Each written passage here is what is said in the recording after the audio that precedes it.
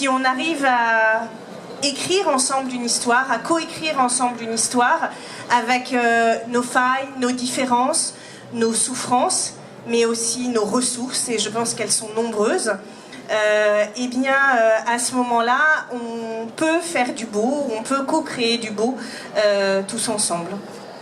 Alors, merci. Comment est-ce que tu nous donnerais envie en fait d'écrire, de passer justement à une feuille, un stylo, de commencer à écrire? Ça peut être d'autres formes artistiques pour écrire le monde ou d'autres choses, mais déjà, avant tout, en fait, dans une démarche personnelle, comment est-ce que tu nous donnerais envie tu aurais envie de nous donner envie d'écrire? Je crois que d'abord, avant d'écrire, ce qui pourrait être intéressant, c'est de prendre un temps pour soi, juste pour respirer, pour se sentir, pour être en connexion avec soi-même et en connexion, pourquoi pas avec sa main, puisque si on écrit deux mains, ben, on peut peut-être sentir nos deux mains. Et juste laisser émerger ce qui advient en fait. Pour reprendre ce que tu disais, en fait, la poésie, c'est ce qui permet évidemment de réenchanter le monde, mais je crois que ça va passer aussi par du prosaïque pur, qui est juste, je prends ma main, je prends un stylo et je me mets sur le papier et je vois ce qui vient. Et de toute façon, même si c'est pas écrire en réalité, quand on est face à des œuvres comme celle-ci, je veux dire, c'est réécrire. Ce sont des auteurs qui travaillent et retravaillent et qui manient la langue et qui reprennent les mots. Et pour ça, il faut un premier jet, en fait. Donc, j'aurais juste envie de proposer à tout un chacun d'être disponible à soi et de se laisser émerveiller par soi-même. Voilà. Et alors, pour cette fameuse hantise de la page blanche, on commence en fait justement, justement, c'est peut-être ça la réponse, si on est devant une page blanche, comment on commence à écrire le premier mot qui va venir et par où partir en fait? Est-ce que tu as justement dans ton livre ou autre en fait une technique justement où on peut passer à l'action?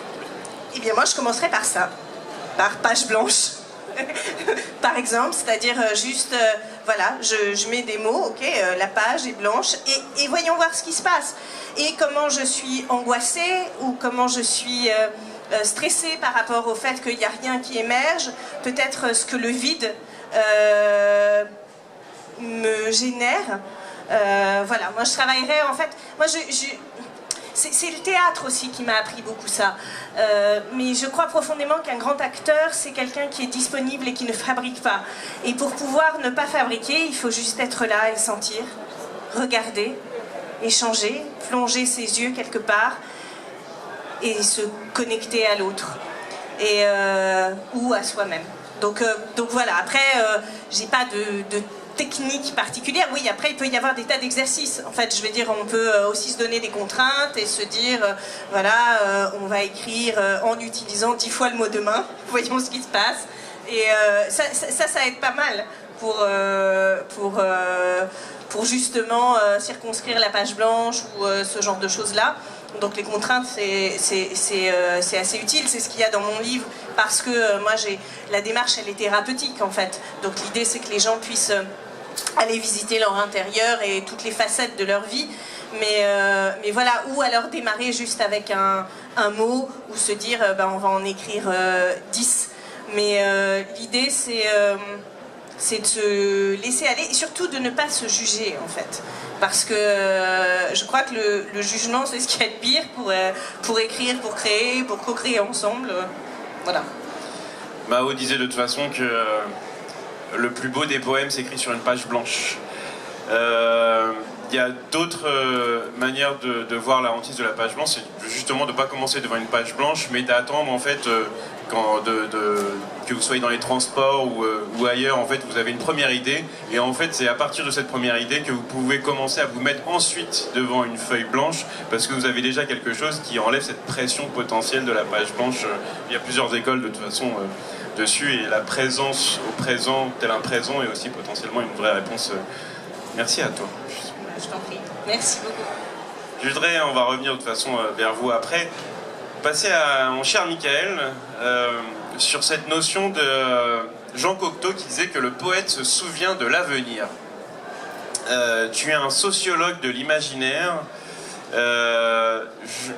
on avait discuté un petit peu avant et tu souhaitais potentiellement retracer, et je trouvais ça hyper intéressant de retracer un petit peu le rôle des auteurs à travers les siècles, et de l'écriture, de la prise de parole, sachant que pour la poésie, à la base, les poètes étaient dans l'Antiquité en fait au centre de la cité, ceux qui donnaient un horizon à voir en fait pour justement se projeter dans un avenir un peu utopique et changer un peu de paradigme. Est-ce que tu peux nous retracer justement les différents siècles ou millénaires d'évolution justement de cette écriture, de la parole en public, puisque la poésie c'est aussi cette manière de lire, d'écrire et aussi de parler. Et ensuite je poserai une autre question sur cette notion d'imaginaire dans la prospective. Oui, non, j'avais dit ça, j'avais mal lu l'intitulé du séminaire, donc c'était une idée comme ça. Peut-être, non, pour commencer, il y a une chose que je souhaiterais dire, c'est célébrer, parce qu'on ne l'a pas fait, le premier acte poétique un peu fondateur qui fait que les gens qui sont ici sont bien évidemment totalement ignorants du fait que se déroule juste derrière un atelier de raviolis géorgien. S'ils le savaient, ils y seraient. Merci monsieur de témoigner de la réalité de cet événement. Donc c'est une forme de remerciement. C'était la première chose. La deuxième chose, moi en bon universitaire, donc j'avais bachoté mon truc, j'ai écrit quelque chose en 3 points, voilà, tout en sachant bien évidemment que mon temps imparti sera écoulé quand j'aurai fini de présenter le premier. Ces 3 points aussi ne couvraient pas du tout donc la question que tu viens de me poser, donc d'autres points tels que peut-être on les découvrira. Alors pour faire une introduction... Dis-nous ce que tu as envie de nous dire en fait. C'est exactement ce qui est en train de se produire, que tu t'en rends bien compte. À l'introduction, je vais faire une préface. Non, pour reprendre le fil de la discussion qui est la nôtre. Poétiquement, habiter sur la terre. Hölderlin. Heidegger. C'est quelque chose d'intéressant. Alors, la pensée d'Heidegger n'est pas très très connue en France, en particulier à cause des affinités complexes qu'Heidegger a pu entretenir avec le national-socialisme. Mais quand Martin Heidegger dit habiter poétiquement, il reprend de Hölderlin sur habiter poétiquement, pour lui c'est une redite. Alors c'est une redite intéressante parce qu'elle reprend ce qui a été votre litanie, où je vous écoutais un petit peu en songeant comme ça, aveuglé par les lumières qui nous regardent, cette idée de séparation entre le prosaïque, le pragmatique d'un côté, et puis le poétique, la poésie de l'autre. Donc séparation, expansion. Et quand Heidegger redit ce truc de habiter poétiquement, qu'est-ce qu'il veut dire par là? Il veut dire que nous avons, c'est 1951, bâtir, habiter, penser. Un série de conférences, bâtir, habiter, penser. Il veut dire que la manière par laquelle nous vivons dans le monde n'est que de l'habiter. Contre la charte d'Athènes qui a été produite en 1943, donc le Corbusier qu'on connaît bien, qui fonctionnalise la ville, vous savez, les 4 fonctions de la ville, vous les connaissez, habiter, se récréer, travailler, se déplacer.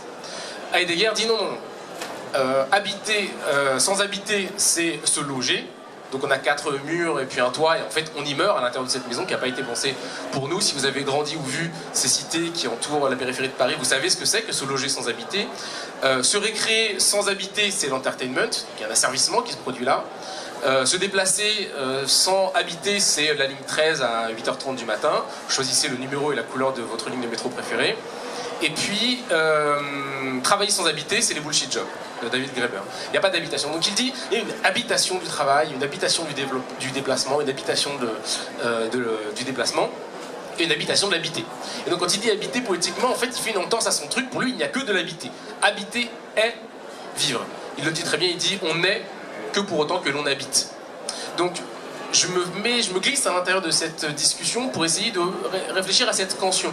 Donc moi, ma mauvaise lecture, celle que j'avais eue et au fil de laquelle j'essaye comme ça de rentrer un peu de cet événement, c'était l'idée de la coécriture. Moi je m'étais interrogé, pourquoi coécrire? Pourquoi on n'a pas envie d'écrire chacun dans son coin avec un rituel magnifique qui se produit à la tombée du jour, avec cette chandelle qui nous regarde, petite flamme qui vacille, on la regarde et puis inspiration vient, la muse, et puis on sort, comme ça on a écrit quelque chose, notre nom figure en première page de ce manuscrit avec la fierté de dire maman j'ai écrit cela, première dédicace toujours à sa maman, et puis c'est moi qui l'ai fait, petite crotte psychanalytique, mon livre, tout écrit des trucs, c'est mon livre, on le montre. Et puis Vincent dit, non, il y a un truc de coécriture.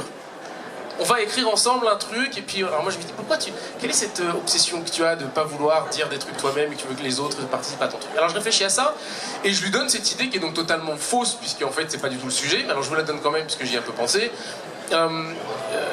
Quand est-ce que ça advient l'idée qu'on est des auteurs? Quelqu'un qui signe son truc et qui dit, moi j'ai fait ça, regarde. Quand est-ce que ça advient? Et puis un peu en me replongeant là-dedans, je retrouve cette vieille fascination qui était celle du XIIIe siècle jusqu'au XVe siècle, donc du Moyen-Âge, dans lequel vous savez qu'au XIIIe siècle, pour copier un livre, il faut à peu près 10 ans, une trentaine de moines, qu'on appelle des copistes, donc vous connaissez très bien l'histoire, et personne ne signe.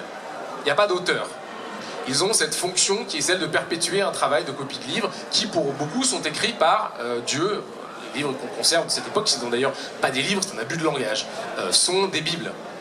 30 personnes, travail collaboratif, co-écrire. Donc en fait, quand on est avec nos trucs de on va co-écrire machin, bon, c'est tout simplement quelque chose qui existait au XIIIe siècle. Et puis au XVe siècle, la nécessité de ces livres apparaît. On connaît l'histoire de la naissance de l'imprimerie. Ce qui était naturel pour ces prêtres du XIIIe siècle, je vous raconte une anecdote pour gagner un petit peu de temps, ça je peux parler plus longtemps. Je vous raconte une anecdote. Un cataloguiste de la bibliothèque de Chicago qui s'appelait Paul Stenger remonte que dans ces livres qu'on ne connaît pas, qu'on appelle donc abusivement des livres, il n'y a pas de ponctuation. Les choses sont écrites de longue comme ça. De sorte que les moines, pour pouvoir pratiquer la langue telle qu'elle est écrite, sont obligés de lire à voix haute. Voces paginarum, on appelle ça. Les voix des pages. Ce n'est pas la voix du moine qui lit la chose, ce n'est pas la voix de celui qui a écrit qui s'exprime, c'est l'écho, l'acoustique qui va répéter la voix du moine. De sorte que même l'activité intime de l'écriture qui se déroule dans le fort intérieur est aussi un truc collectif. Il y a quelqu'un d'autre qui va produire la voix qui est la mienne. Donc vous voyez, l'obnubilation de la coécriture, elle est finalement pas si neuve que ça. Et puis déroulent les années, arrive ce XVIIe siècle de la Renaissance, où finalement, avec une presse qui fonctionne, on a des gens qui ont des idées, et qui donc arrivent à avoir comme idée celle que leurs idées leur appartiennent. Donc moi j'écris cette chose, ça n'a jamais été dit avant moi, donc je vais devoir dire que vous retrouvez cette idée de la crotte psychanalytique, c'est moi qui l'ai dit avant les autres. Et ce XVIIe siècle invente la figure de l'auteur. Donc c'est intéressant, quand nous on dit c'est un auteur, j'ai fait, mon ego, etc., on est dans un temps humain qui est très court. On a 3 siècles de construction de cette idée-là. Donc je veux que ça vous chatouille un peu ce truc. Hein. L'auteur, c'est jeune dans l'histoire de la production culturelle humaine. C'est très jeune. C'est très occidental, extrême occidental et très jeune. On a 3 siècles d'auteur. Avant ça, il n'y a pas d'auteur. Un truc est dit et le soleil brille également sur toutes les têtes.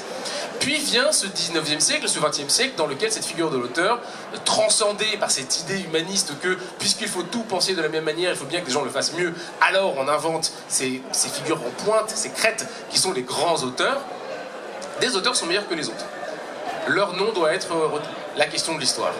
Donc là, on invente l'auteur par rencontre tel qu'on le connaît aujourd'hui, et tout le monde se rêve en étant Balzac, Marcel Proust, etc. Donc cette question de l'auteur unique, sujet, et qui exclut la collaboration, elle est finalement assez jeune. Revient au début du XXIe siècle, par la bande, il se trouve que c'est dans le développement collaboratif, une critique fondamentale de cette question de l'auteur. Je ne sais pas si vous faites du développement ou si vous avez des amis qui font du développement, mais écrire un logiciel seul, c'est une activité qui n'existe pas. L'activité de l'écriture roborative dans laquelle on entre dans un fil de l'écriture, c'est-à-dire que on n'écrit pas, Mallarmé n'écrit pas immédiatement, c'est-à-dire qu'il végète, et puis ensuite il dit des trucs, et puis finalement ça sort ou pas, il envoie plein de trucs. Wordsworth écrivait 100 vers par matin, Coleridge écrivait sous l'influence de l'opiacé, etc. Ses rêves amenaient Kubla Khan à Coleridge, donc c'est pas lui qui écrit, ça vient d'ailleurs. Nous, on imagine que c'est moi qui écris. Bon. Donc, quand vous écrivez un logiciel, vous devez reposer sur d'autres personnes qui, par la bande, vont venir compléter votre texte. Il y a une activité collaborative. Dès lors, l'industrie économique se dit « Mais attends, il y a un truc extraordinaire là. Les auteurs sont moins performants que le travail collaboratif. » Et on invente ce truc qui vient du XIIIe siècle, qui est la coécriture. Donc là, plusieurs personnes se mettent ensemble, le texte est en fait pas le mien, il devient celui d'une collectivité qui va y participer, etc. etc. Bon. Résoudre cette tension, je voudrais vous donner un truc auquel réfléchir. Pourquoi a-t-il fallu ces 8 siècles de déroulement pour qu'une idée qui est vieille comme le monde, une activité humaine, qui est celui du travail des humanistes, de l'enluminure, du travail long sur le texte, dans lequel plusieurs personnes devaient œuvrer collaborativement à un travail qui tout seul ne pouvait pas être effectué, c'est abstrait et est devenu cet amaigrissement du travail de l'auteur, c'est-à-dire un individu unique qui va signer et être l'origine de la chose. Pourquoi est-ce qu'aujourd'hui on pense à ça? Eh bien tout simplement parce que tout au début du XXe siècle, une chose a été découverte ou inventée, selon votre prisme, qu'on appelle maigrement l'inconscient. Alors l'inconscient, qu'est-ce que c'est? On ne sait pas, c'est l'inconscient. Mais le principe, c'est que c'est une partie qui est inaccessible structurellement à l'être. L'homme moderne, ou le psychanalyste, l'inconscient, une partie de vous que vous ne pouvez pas accéder. L'homme moderne, tant mieux, un nouveau truc que je vais pouvoir violer. Le psychanalyste, non, vous n'avez pas compris. Structurellement, vous ne pouvez pas y accéder. L'homme moderne, d'accord, je vais essayer plus fort pour aller épuiser l'inconscient. Le psychanalyste, vous ne pouvez pas car structurellement c'est inépuisable, etc. Cet inconscient, cette découverte dans l'inconscient, nous dit qu'il y a quelque chose de préalable à nous et qui est une chose collective. Mon travail en tant que sociologue, c'est de parler à des dizaines et des dizaines de personnes sur des sujets, et chaque personne me dit avec sa voix irreproductible, dans un cadre de maison irreproductible, qu'il est absolument certain que l'idée qu'il me donne est lui la seule à me donner. Et bien évidemment, chaque personne me donne exactement la même idée, coule la même larme, avec le même tempo, etc. Donc vous pensez être les seuls, vous êtes en réalité des millions. C'est une joie de voir ces régularités à l'intérieur du phénomène humain. Et donc, il y a un phénomène préalable, premier, structurellement et fondamentalement collectif. Ce phénomène est antécédent à vous, postérieur à vous. Et le travail de ce que fait votre conscience, c'est d'aller puiser à l'intérieur pour remonter quelque chose. De sorte que ce qui se passe avec cette idée de cette co-écriture, c'est un réalignement avec un vieux fond qui a été campé, habité techniquement, obligatoirement, par ce XIIIe siècle médiéval, et qui aujourd'hui, par la technique, revient d'actualité, avec cette petite parenthèse, une époque.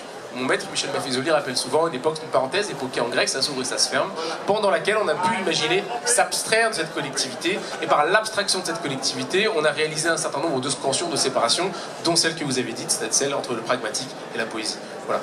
Alors, Vincent a fait une erreur fondamentale, c'était celle de ne pas me donner de temps pour parler. Et par contre, tu remarqueras néanmoins que l'intonation que j'ai donnée donc, descend comme ça, donc en fait, j'arrive au terme de ma présentation. Exactement. Et alors, merci.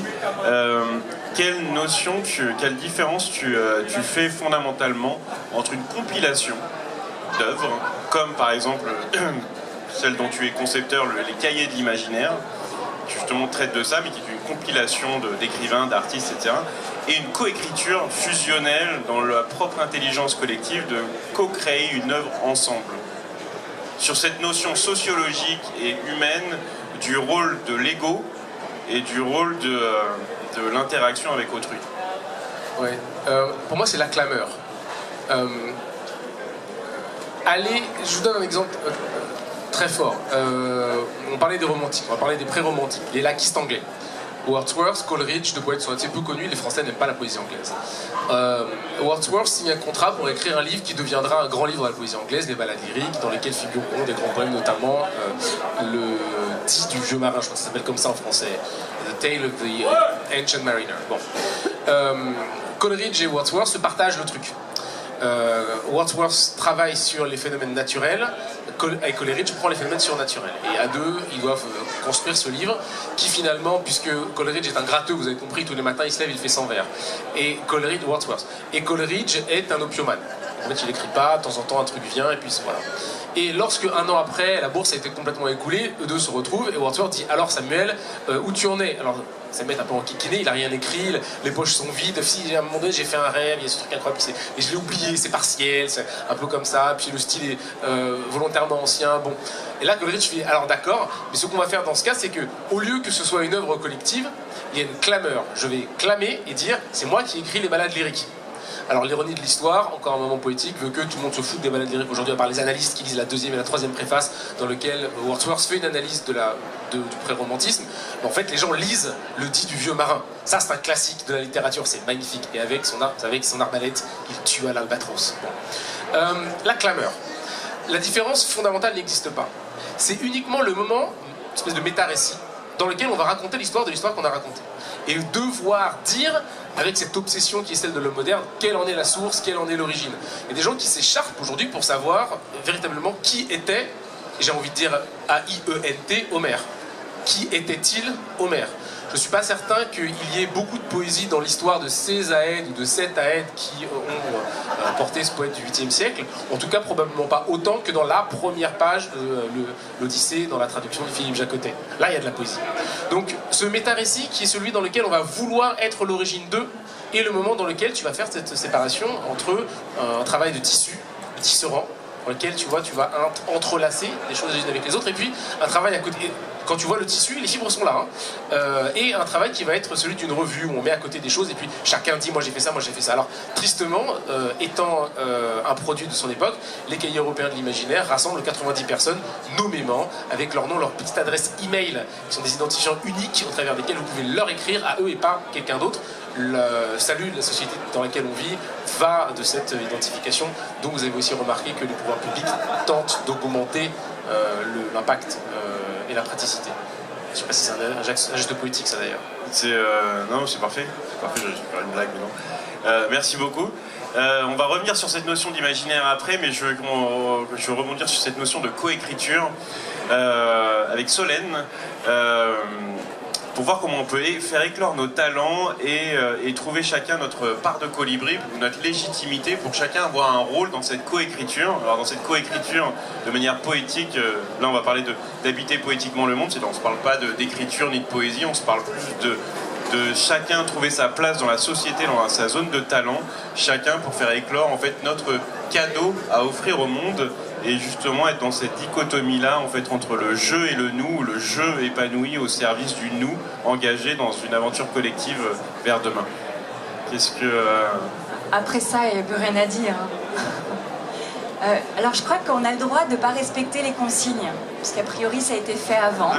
Mes questions n'ont absolument aucun Donc sens. Moi j'ai envie de vous raconter deux choses, mais on va retomber sur nos pattes. D'abord, j'ai expérimenté quelque chose qui m'a vraiment bluffé. C'est... Prêt ? En fait, j'ai découvert un jour le verbe de ma vie. Le verbe de ma vie. Mon verbe maître. Le verbe qui est le dénominateur commun à tout ce qui m'anime. Et ça m'a tellement subjuguée que je me suis demandé si chacun avait un verbe. Mon premier métier, c'est de recruter. Et donc, quand je rencontre des candidats, je les ausculte et j'essaye de trouver le verbe de leur vie. Puis à force de m'entraîner, j'y arrive plutôt pas mal. Alors un jour, j'ai décidé de construire un spectacle avec 12 femmes. Et j'ai invité chacune de ces femmes à porter leurs paroles publiquement dans le respect du verbe de leur vie. Donc chacune a été accompagnée pour trouver le verbe de leur vie. Alors, en fait, on va chercher des verbes de parole. Est-ce que ce qui vous caractérise, c'est de murmurer, de déclamer, d'expliquer, d'inspirer, de raconter ? Et en fait, derrière chaque verbe, il y a un style narratif, une manière d'être au monde et une manière de se représenter le monde. Alors, dans mon cas, il y a un verbe qui est inspiré. Et dans mon travail, qui est recruter des cadres dirigeants, quand je rencontrais des grands dirigeants avec mon patron, je ne pouvais pas m'empêcher de questionner et d'inspirer. Et je demandais à des dirigeants... je sais pas, un dirigeant industriel d'un groupe du CAC, pourquoi vous vous levez le matin? C'est quoi le verbe de votre vie? Et en fait, mon patron, ça le rendait dingue. Il me dit, Solène, on doit ramener des contrats. C'est pas le lieu. Faut pas que tu poses ces questions, Solène. Alors j'ai compris qu'en général, ce qu'on vous reproche, ce sont vos talents. Qu'il ne faut pas les cacher, il faut les cultiver. Mais comme mon inspiration ne trouvait pas d'espace d'expression dans ma boîte, ce qui est peut-être le cas de certains d'entre vous, je me suis mise à utiliser le numérique. Et donc, chaque fois que j'avais un truc à dire, je le gardais en moi et j'allais le mettre sur LinkedIn. Alors souvent, ça s'est produit le matin, parce que au petit matin, je me réveille tôt, je médite, et là, je cueille des pensées et je cueille des mots. Et donc, ce qui a été mes frustrations de la veille ou mes joies de la veille, il n'y a pas que des frustrations, je les couche sur papier. Je les mets sur enfin pas sur papier, sur clavier. Je les mets sur les réseaux sociaux. Et en fait, c'est un peu le contraire de la coécriture. C'est de l'écriture intuitive, extrêmement personnelle, mais qui a exigé de trouver une ligne de crête. Parce que quand vous utilisez les réseaux sociaux, notamment professionnels, vous ne pouvez pas être juste dans vos rêveries. Vous devez trouver un registre qui fait coïncider ce qui est profondément en vous et ce qui est de l'ordre des codes sociaux, du corporate. Et donc ce style d'écriture très singulier où je vais à la fois exprimer le verbe de ma vie qui est inspiré, tout en respectant les codes du numérique et du professionnel, ça m'a permis de découvrir mon style profond. Et de découvrir, au-delà de mon style, de le rendre performatif, de le rendre effectif, parce que j'ai dû m'exercer à écrire d'une manière à la fois singulière et très collective, puisqu'elle doit rentrer en résonance avec un public. Je dis plein de trucs, je sais pas, j'ai improvisé. T'as des questions? Non, ça me donne envie de dire que effectivement, quand je médite, ça me permet d'entendre ce que vous me dites. C'est beau. Pour ça. Pour toi. Merci. Est-ce que tu travailles sur la biodiversité des talents? Et moi, ce qui m'intéresse aussi, c'est la biodiversité de l'humanité, en fait, de regarder comment chacun peut contribuer à la coécriture du monde de demain ou la réinvention du monde de demain, fondamentalement. Comment est-ce que... alors, il y a le premier élément de réponse, c'est que chacun puisse trouver son verbe de vie. Comment est-ce que tu accompagnes aussi, toi, les personnes avec lesquelles tu travailles, à trouver leur voix, leur talent, et qu'est-ce que tu aurais envie de nous dire sur la singularité humaine, sur le fait d'être atypique est justement poétique, et d'assumer sa différence et de cultiver ses talents aussi pour bâtir demain? Ce que je trouve très difficile, c'est que notre société conformise et standardise. Et il y a comme une force centrifuge qui nous pousse à être dans une norme. Et la norme, elle tue la singularité humaine. C'est extrêmement complexe de trouver sa voie professionnelle tout en allant respecter notre voie singulière. Je ne sais pas, j'aimerais bien savoir d'ailleurs dans la salle, est-ce que certains sont heurtés par le conformisme dans le monde du travail? Si oui, vous pouvez lever... D'accord. Ok. On a le droit de lever les pieds aussi. Donc, je trouve que l'enjeu, il est d'abord de trouver ce qui nous singularise, mais ensuite d'arriver à l'exprimer. Si par exemple, on découvre que notre âme, elle est contemplative, et que ce qui nous fait vibrer, c'est de rêver. Qui a découvert que son âme était contemplative dans la salle? Il y en a quelques-uns, la moitié même. Le monde du travail est à l'opposé du contemplatif. C'est un monde productiviste. Comment, quand notre âme est contemplative, on trouve son chemin dans un monde productiviste? C'est une vraie question. Donc, au-delà de savoir quel est le verbe de notre vie, quand on l'a trouvé, comment on arrive à l'exprimer? Et alors moi j'ai trouvé un petit truc. Donc c'est ce petit truc que j'ai envie de vous raconter. J'ai trouvé une pyramide. Le bas de la pyramide, c'est basico-basique. C'est ses compétences. C'est de l'ordre de l'acquis, de l'ordre de la formation. C'est des choses qui sont copiables. Et donc quand vous parlez de vous, d'abord respectez le bas de la pyramide. C'est quoi votre métier? C'est quoi votre formation? C'est quoi la base de votre pitch, de votre récit? Les compétences répondent aux besoins économiques de trouver un job. Ensuite, il y a un premier étage à la pyramide. Ce premier étage, ce n'est pas d'identifier ses compétences, ça c'est assez facile, c'est d'aller comprendre notre talent. Le talent renvoie un petit peu au verbe de la vie, au verbe maître de sa vie. On a tous des talents, pour le coup, qui sont uniques. Essayez d'aller caractériser ces talents. Il y a plein d'outils pour ça. Il y a des coachs, il y a des outils comme StrengthsFinder, il y a un chemin initiatique qui s'appelle l'énéagramme. Il y a aujourd'hui pléthore d'outils, de personnes, de réseaux qui nous permettent d'aller caractériser ce que nous avons d'unique. Donc arrivez, une fois que vous avez compris vos compétences, à dire ce que vous faites d'unique. ce qui permet de trouver la manière d'exprimer ses compétences. C'est là, en faisant ce travail, que j'ai identifié que moi, mon talent, c'est de voir la beauté de l'être et d'inspirer l'autre à révéler cette beauté. Et je me suis dit, comment dans mon recrutement, dans mon métier qui est un peu un métier bullshit, vous recrutez avec un cahier des charges, c'est hyper standardisé, comment mon âme d'artiste qui aime inspirer peut s'exprimer dans un métier très standardisé. Et j'ai trouvé la formulation experte en biodiversité des talents, puisque finalement ce que j'ai